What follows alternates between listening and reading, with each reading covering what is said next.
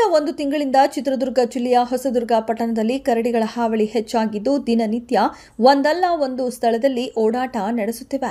ನಿನ್ನೆ ಮಧ್ಯರಾತ್ರಿ ಶ್ರೀರಾಂಪುರ ಹೋಬಳಿಯ ಸಮೀಪ ಸೂಜಿಕಲ್ ಗ್ರಾಮದಲ್ಲಿ ಗದ್ದೆ ಕೆಂಚ ಅಂಬಿಕಾ ದೇವಸ್ಥಾನದ ಆವರಣದಲ್ಲಿ ಕರಡಿಯೊಂದು ಪ್ರತ್ಯಕ್ಷವಾಗಿರುವುದು ಕಂಡುಬಂದಿದೆ.